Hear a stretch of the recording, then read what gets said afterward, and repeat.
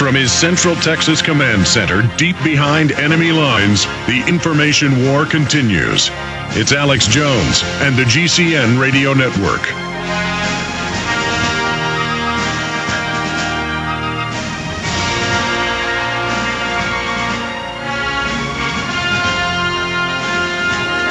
I want to do News Blitz and take calls for the rest of the hour. And riding shotgun with us is going to be Webster Tarpley just in a moment, specifically talking about where we've gone so far and where it's going in the future. But I wanted to finish up with this Chris Matthews clip where they say, if you think the borders are too open or you think that Obama wants your guns, when the bills, I mean, his attorney general argued as a Justice Department lawyer last year for complete gun ban in D.C. Heller.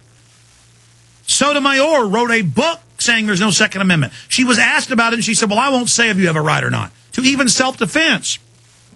I could list all the bills we have. It's in the Obama deception. The Obama deception was put out a month and a half after he was in office, and I show 5 different gun bills with the bill number blown up where the Attorney General can ban all guns if he wants. It just gives him that power. Ban anybody flying who they want to then say you can't own a gun. All extrajudicial. I mean, that's the thing, is that it's all happening right now. They're trying to reauthorize the assault weapons ban, which means any semi-automatic rifle. And this guy just says, you're a lunatic. It doesn't exist. This guy is a hoax. It's all lies. And that's why Matthews has like 500,000 viewers or something. I mean, we've got more than that every 30 minutes here on the radio. They're legends in their own minds. They're meant to fool that small percentage of people that still watch TV and still believe these idiots. And O'Reilly, supposedly biggest thing on TV, has 3.5 million viewers top nights. Beck's got 3.5 million. Do you know what Beck has when he's on the radio? 12 million. Limbaugh's got 22 million. George Noory has 16 million. Google animatronics, what's it called? What's the Google system computer? Says I have 4+ million unique visitors to InfoWars alone each month. Google Analytics. Yes, there you go. I was engaging in ebonics, inventing words. Legends in their own mind. Legends. Finish up with this propaganda, then we're going to Webster Tarpley. Here it is. The rights of the NRA and so forth. A lot of those same rejectionist front, if you will, are out there looking for a reason to find a conspiracy.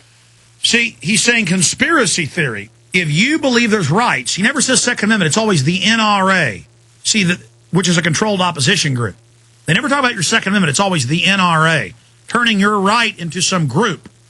It's all about miscasting, mislabeling. These guys are trained in this. Go back to it. In the presidency of Barack Obama. There are just enough annoying little bureaucratic details that they can seize on, having to do with the original birth certificate, etc., which are all legally and factually beside the point. But there are enough of them that allows the people on the fringes of the party to do what they're going to do. And you know, when the river is low, the riverbed is exposed. The river is low. Hit pause. Hit pause. Let's talk truth again, Mr. Deceiver. When Barack Obama was elected, Congress had an 11% approval rating. In kind of the fake euphoria, it went up to 15 points. It's back down to 11. Rasmussen, Gallup. I've got them all right here. Gallup poll. I've got another one here. Over 50% think it should be abolished, that everything's their fault. I mean, you guys are in trouble here. Obama's approval rating has fallen from 84 to below 50 in Rasmussen. So the river's low. It's Obama whose river's low. And yes, the Republicans are too. For the first time, we're having a real realignment. Obama was some psychological trick they tried to throw in of, well, he's got some brown skin. He's 6.5% African and 40-something% Arab and 50% Anglo-Saxon. They'll think he's black. And it's all hoaxes within hoaxes. So here's this guy saying the river's low, the Republicans are dead, they're all a bunch of conspiracy theorists, and the Republicans better run from these anti-New World Order, birther people, Second Amendment people. No, if the Republicans ran to that and ignored their lobbyist special interest, they would then become the populist and be swept to power.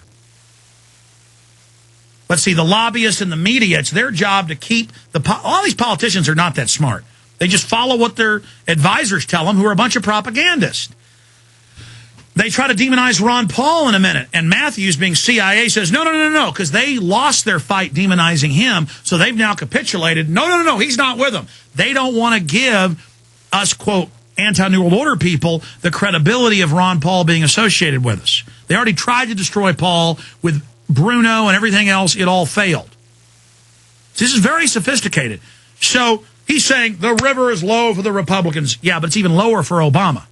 And now the Republicans are talking about the New World Order and global government and carbon taxes and home inspections and national ID cards with all you buy, sell, and do. LA Times, New York Times today saying it's good and we need it. It's happening. It's total socialized control of your entire life under a fascist eugenics system. So, again, they're the ones that are low. They're the ones falling apart. They're the ones that are stopping and having to breathe. They're the ones dropping out of the marathon. We're the ones taking over the Democratic Party and Republican Party with true populism and liberty against their corporate fascism. Their labels of left and right are see-through. They got holes in them you can drive a Mack truck through. Their electronic Berlin Wall is faltering, is shorting out. And every time you speak the truth and ignore their lies, they get weaker. This pathetic guy is just tissue thick.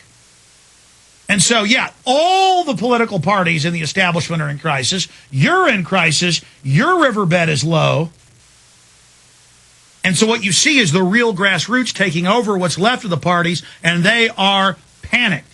Go back to this little guy. Republican Party right now, and you're seeing the rocks at the bottom. Well, I can't wait till somebody hits the question to, or brings the question to Sarah Palin, and maybe that's bringing coal to Newcastle, but I mean, I assume she will give something of a stutter as an answer. Here's, by the way, what are your thoughts, Ken? I haven't had you on the show lately, so I want to get your DNA here. You know, they have something called the Minnesota Multiphasic Personality Test, which tests your sort of temperament.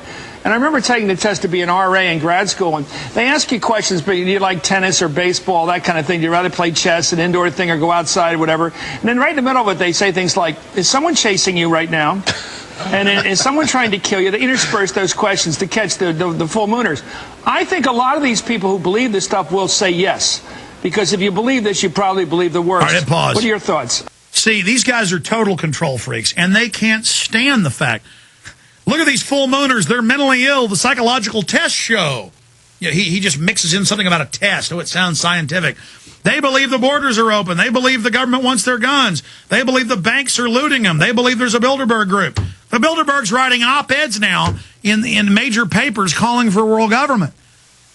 So they're telling the dumbed-down TV watchers, don't listen to people that can read. Just they're crazy. Just stay on the reservation, and they're losing more and more of their minions. More and more people are going off the plantation. Oh, God, don't listen to them. Oh, God, oh, no. Finish it up. We're going to Tarpley. Are we talking psychological problems here with people, or what? Oh, yes. I don't know. I mean, there are people who are certainly prone to embrace conspiracy theories. We see it with the idea that 9/11 was an inside job. We see it with the idea that the Bilderberg group meeting every year is, in fact, a global international banking cabal designed to institute a world government. And it just so happens that a lot of... Do these guys realize how they're politically destroying themselves? I mean, do they understand that almost everyone now knows about Bilderberg and it's all over the news and their own corporate minutes have leaked and they brag they set up the European Union by covert stealth and that all of this is real? He's up. I mean, that's why they're discredited and falling apart, because they just keep lying. They don't even spin. Go back to it. The folks who believe those things also believe the rest of them. And what Howard said is true. I mean, there are enough of them, particularly in the internet age, where they can be something of a force in politics, and one that Republicans have to watch out for, because they will drag them down into this, sort of marginal path. Ken, I'm falling in love. You are great. You've reminded me of all the erogenous zones of insanity. Pause. Hit pause. I'm going to go to Tarpley, and then we're going to play the rest later, but... See, they're afraid of real politics, real ideas breaking through, not this fake left-right thing they've kept us locked in, fighting with each other. And so they say, oh, I hope the Republicans get involved and get dragged in. And they're actually scared to death.